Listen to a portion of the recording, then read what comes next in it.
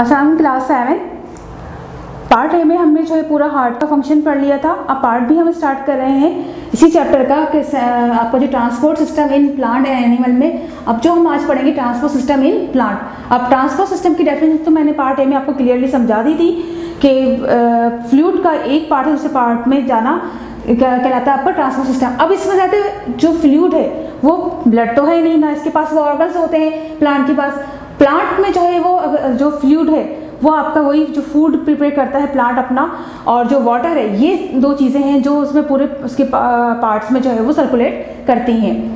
तो अब ये जो जब प्लांट है रूट से जो इसमें जो रूट हेयर होते हैं वो पानी को जो है वो एब्जॉर्ब करने में हेल्प करते हैं। फिर पूरा आपको पता है फोटोसिंथेसिस का प्रोसेस होता है प्लांट में, जिससे वो अपना जो है फूड प्रिपेयर करता है कि presence of sunlight chlorophyll already मौजूद होता है। कार्बन डाइऑक्साइड स्टोमेटा के जरिए जो है वो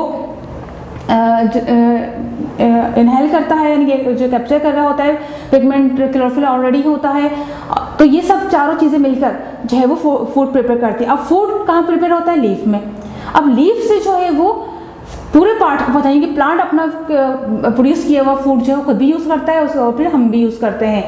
तो जब वाटर जो है वो रूट एब्जॉर्ब कर लेती हैं तो दो यहाँ पर जो है टिश्यूज़ होते हैं, एक जाइलम एंड फ्लोएम। तो जाइलम का काम क्या होता है कि जाइलम जो है वो सारा जो वाटर है जो रूट एब्जॉर्ब करती हैं उनको जो है पूरे सारे पार्ट्स में जो है पहुँचाने का काम करता है। और फ्लोएम का काम क्या होता है, जो लीफ में फूड पेपर होता है उसको बाकी पार्ट में यानी प्लांट के पार्ट में जो भेजने का काम जो है वो करता है। तो इसीलिए ये वेस्कुलर सिस्टम भी कहलाता है प्लांट का, जो मैंने अभी आपको पूरा बताया कि जो आपके जाइलम एंड फ्लोएम है ये दोनों जो हैं टिश्यूज़, ये जो है वो पूरा काम जो है वो कर रहे होते हैं जो पूरा ट्रांसपोर्ट सिस्टम का जो काम करते हैं। अब मैं डायग्राम से भी आपको दिखा देती हूँ कि जाइलम और फ्लोएम दोनों आपको इजीली क्लियर जो समझ में आ जाएगा। क्लास 7 देखिएगा, डायग्राम आपको क्लियरली नजर आ रही होगी। इसमें जाइलम और फ्लोएम बिल्कुल क्लियर आपको जो है वो इस टाइम में इस तरह से नजर आ रहे होंगे, और बिल्कुल क्लियरली ये डायग्राम है आपके कि किस तरह से जाइलम जो है वो बने हुए हैं। इस तरह से सीव ट्यूब होती है और वाटर को लेके जाने का काम करती है। फ्लोएम जो फूड को, ये एरो से शो हो रहा हो कि रूट से जब पानी एब्जॉर्ब हो जाता है तो ये पूरे पार्ट में अपर एरिया में जो है वो पानी जो है या वाटर जो है ट्रांसपोर्ट किया जाता है। और जब फूड प्रिपेयर हो जाता है, देखिए सीव ट्यूब ये आपको नजर आ रही होंगी इस तरीके से। तो ये पूरा जो है फ्लोएम एरो शो कर रहा है कि पूरे पार्ट में जो है प्लांट के इसमें जो है वो फूड जो है वो ट्रांसपोर्ट कर दिया जाता है। इसमें एक अलग से जो है जाइलम और फ्लोएम अलग से दिखाए जा रहे हैं।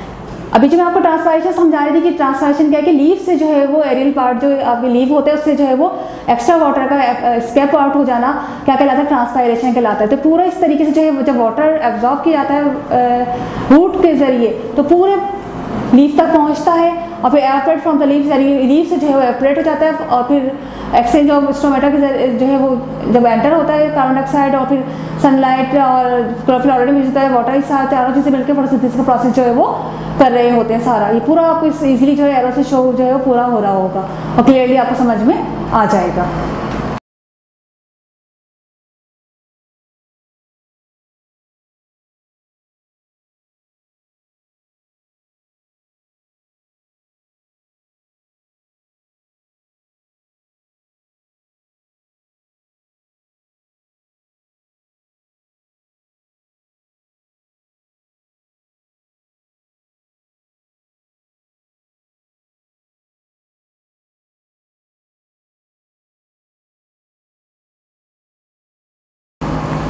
अब वेस्कुलर सिस्टम जो मैंने आपको पूरा बताया कि दो आपके जो है वो जाइलम एंड फ्लोएम। जाइलम जो है वाटर को जो है वो पहुंचाने ट्रांसपोर्ट करने का काम करता है और फ्लोएम जो है वो फूड जो प्रिपेयर हो जाता है उसका काम जो है कर रहा होता है।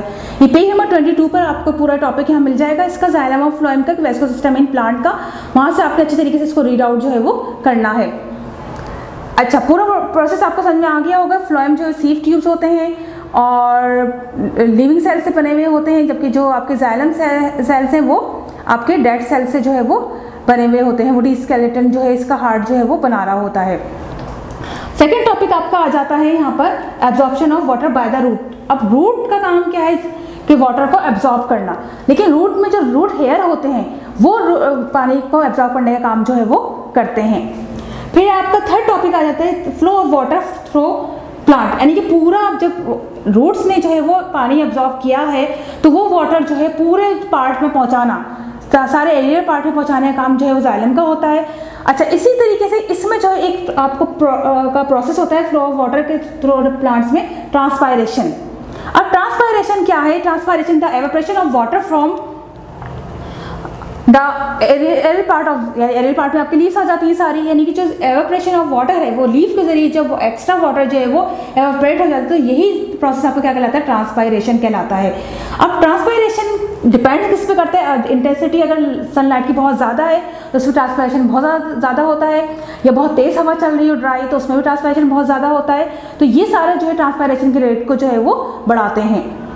अब डायग्राम से आपको और क्लियर समझ में आ जाएगा। डायग्राम का देखिए, ट्रांसपेरेंट स्ट्रीम में इस तरह से जो है वो रूट से जो है वो वाटर एब्जॉर्ब हो रहा है, और फिर सारा जो है वो पानी जो है वो एक्स्ट्रा वाटर जो है वो लीफ के जरिए, जो स्टोमेटा के जरिए जो है वो एवापोरेट हो जाता है।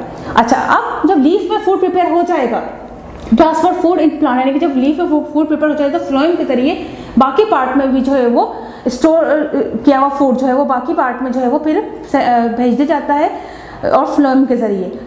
तो ये ट्रांसलोकेशन कहलाता है। तो एरिया जो यानी जिस पार्ट को जरूरत होती है फूड की, वहाँ पर जो है उसको ट्रांसपोर्ट जो है कर दिया जाता है।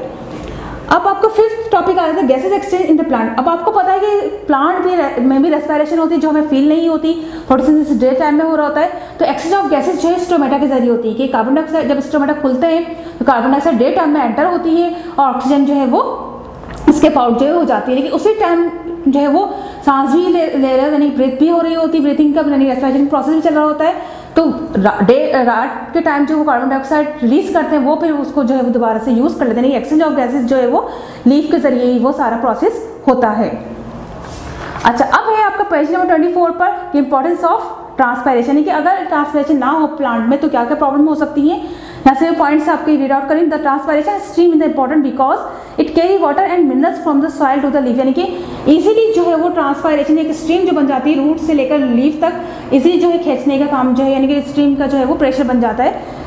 और उसके अलावा it keep cells turgid so that they can support the plant, यानी कि टर्जिड यानी कि आपके सेल टाइट हो जाते हैं। जब उसमें वाटर फिल हो जाता है तो सेल जो है वो हार्ड हो जाते हैं, इजीली जो है उसको सपोर्ट भी मिल रही होती है। उसके अलावा the evaporation of water from the leaves keep them cool in the hot weather, यानी बहुत ज़्यादा जब गर्मी होती है तो उसमें से जब वाटर एवापोरेट हो जाता है तो वो उसके यानी कि इसकी हॉटनेस को भी जो है वो स्केप आउट कर देता है। तो इजीली जो है प्लांट जो है अपने आप को कूल जो है समर में रखता है।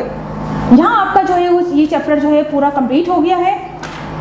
अब वीडियो के एंड में जो है इसके क्वेश्चन आंसर होंगे वो आपने बहुत अच्छी तरीके से बिल्कुल साफ सुथरे करने हैं। डायग्राम चाहे वो डायग्राम बनानी है, और बुक का काम अगर आपकी जो है वो सेकेंड हैंड बुक है तो बुक कॉपी में करना है, और अगर न्यू बुक है तो आपने जो है वो बुक में जो है सारा काम इसका करना होगा।